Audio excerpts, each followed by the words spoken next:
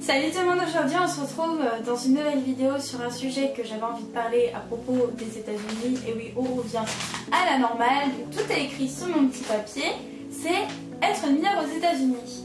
Alors oui, être mineur aux États-Unis n'est pas la même que être mineur en France, car déjà il faut savoir que la majorité aux États-Unis est de 21 ans, contrairement à notre cher et tendre et beau pays.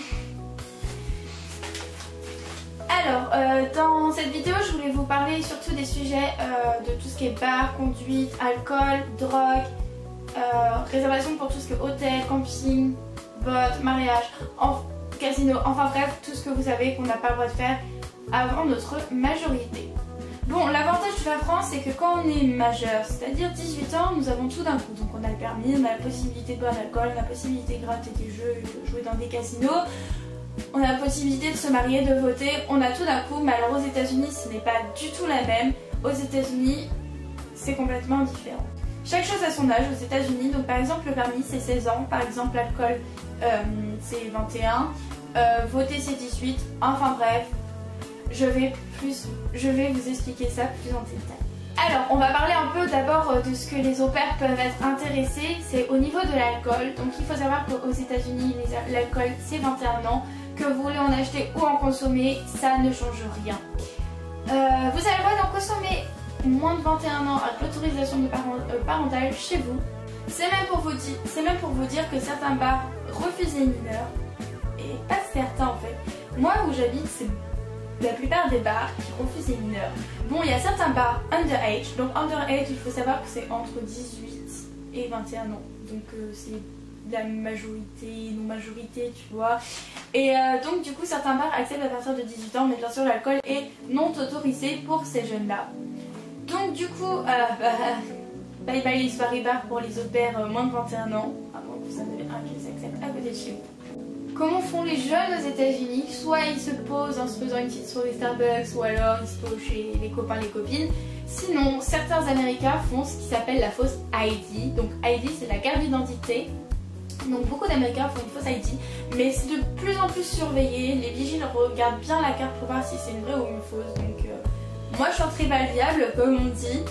Certains Américains, eux, le font. Du coup, au niveau de l'alcool, bon, c'est ce que je vous racontais, l'achat est interdit et un magasin d'alcool peut vous refuser de vous vendre de l'alcool si un mineur vous accompagne. Et oui, il a tout à fait le droit, par peur que le mineur consomme lui aussi de l'alcool parce qu'il se doute de la chose. Aussi, il y a une règle, il me semble, c'est l'alcool doit être mis dans le coffre si un mineur, donc non autorisation de boire, hein, bien sûr. Après, au niveau de l'alcool, il faut choisir, c'est boire pour conduire aux États-Unis. Il y a un tout petit taux, il me semble. Je suis même pas sûre qu'on a le droit de boire. Je crois qu'on a le droit à un verre, quelque chose comme ça. Mais c'est sûr, c'est pas bon. C'est ce que je vous racontais, les bars, bon, c'est généralement non. Alors, au niveau des restaurants, parce que vous allez me dire, mais Laura, dans certains restaurants, on consomme de l'alcool aussi, on boit du vin et tout. Donc, il faut savoir que des restaurants peuvent vous interdire d'être à la même table que vos parents ou que vos amis majeurs si ces derniers consomment de l'alcool. Donc si ça se trouve, vous allez au restaurant, vous allez manger sur une table à part de tout le monde. Imaginez le truc.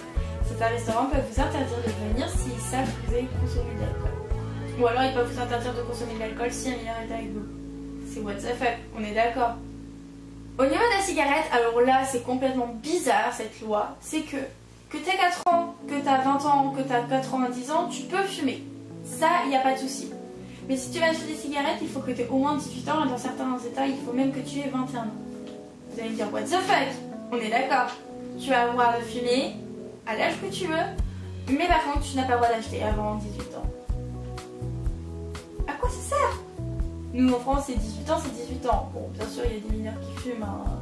Au niveau de la drogue, il faut savoir qu'aux États-Unis, la drogue est généralement illégale, sauf dans certains états où tu peux fumer légalement, type le Colorado. Il y en a d'autres comme type New York et tout, c'est possible médicalement. Donc du coup, dans certains états, la drogue peut être autorisée aux mineurs sous autorisation parentale pour médecine. Et là, on va parler d'un sujet que je sais que beaucoup d'entre vous, quand vous aviez 16 ans, la même que moi, vous vous dites mais les États-Unis, ils ont le droit d'avoir le permis, la chance, ils ont le droit d'avoir leur voiture, de conduire et tout. Et ben j'ai été m'informer un peu plus à propos de ça. Et ben il faut savoir que c'est pas vraiment la chance. Parce que oui, ils ont le droit de conduire à partir de 16 ans, mais ils ont pas le droit de conduire le soir. Ils ont pas le droit d'emmener quelqu'un dans leur voiture, sauf si c'est quelqu'un de ses parents. Donc au final, se faire un peu conduite accompagnée, non? Je sais pas, de pas pouvoir... Oui, c'est cool, c'est sûr, c'est pratique la journée et tout pour aller je sais pas où. Mais bon, si t'as pas le droit de conduire le soir et d'emmener les potes, au final, pas officine comme je l'ai pensé quand j'avais 16 ans. Alors ça, c'est aussi un point qui peut intéresser les au pairs, c'est pour la réservation d'hôtels et de camping. Donc il faut savoir que les campings, vous pouvez réserver si vous avez plus de 18 ans, donc pour vous les au pairs, c'est bon. Mais beaucoup d'hôtels refusent les mineurs, donc c'est-à-dire 21 ans. Donc c'est assez compliqué de réserver si vous êtes que des jeunes de moins de 21 ans pour un hôtel. Donc là, faites en sorte de partir avec quelqu'un qui a plus de 21 ans ou prenez un Airbnb ou du couchsurfing parce que c'est vrai que c'est un peu la misère en fait ça, de vouloir partir et de ne pas pouvoir avoir d'hôtel. Donc informez-vous bien quand vous réservez l'hôtel si vous qui avez moins de 21 ans, vous pouvez vraiment aller à l'hôtel parce que c'est que vous n'ayez pas une surprise au dernier moment qui vous dit ah mais non mais vous êtes mineur donc vous n'avez pas le droit. Au niveau du mariage, vous avez le droit de vous marier à partir des 18 ans. Bon, vous allez me dire oui c'est comme la France, mais sous autorisation parentale vous avez le droit de vous marier à partir de 16 ans. Moi qui a 21 ans, je me vois déjà pas encore mariée, alors à 16 ans, aïe aïe aïe, 16 ans attends, t'as même pas le bac?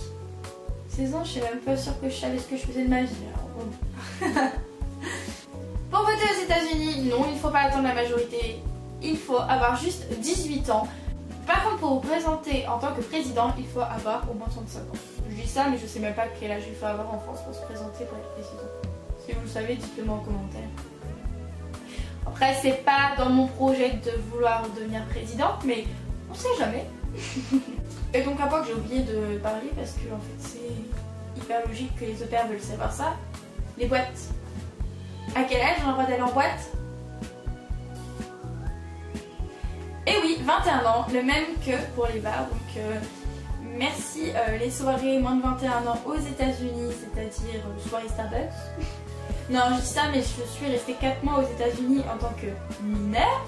Et donc oui, je n'avais pas le droit de consommer d'alcool, je n'avais pas le droit d'aller en boîte, c'était une vie très palpitante, hein. C'était mes soirées Starbucks. C'est ce que je vous dis, j'allais au Starbucks, je me faisais au parc avec des potes. Mais on trouve toujours tant qu'on a des potes. Après on avait trouvé un bar underage, donc à partir de 18 ans. Donc je passais mes soirées à boire du Snapple, ce qui est de l'Ice Tea en fait, mais meilleur pour moi. Enfin non, c'est de l'Ice Tea, mais marque américaine. Enfin bref, j'espère que cette vidéo vous aura un peu aidé pour savoir qu'est-ce que c'est d'être mineur aux États-Unis et de vous préparer à vous trouver certaines activités avant de venir aux États-Unis et vous dire ah là là mais je vais pouvoir rien faire en fait. Mais non, vous inquiétez pas, même si je vous conseille d'être au pair après 21 ans ou d'avoir au moins 21 ans pendant l'année parce que franchement c'est pas du tout la même vie que vous ayez 20 ans ou 21 ans aux États-Unis. Je préfère ma vie largement maintenant, même si je sors pas en boîte tous les jours, mais c'est beaucoup plus pratique, j'avoue, de pouvoir se poser dans un bar et de boire une bière comme je faisais en France depuis déjà 2 ans, hein, maintenant 3. Bon bah du coup je vous laisse et on se retrouve dans une prochaine vidéo. A plus.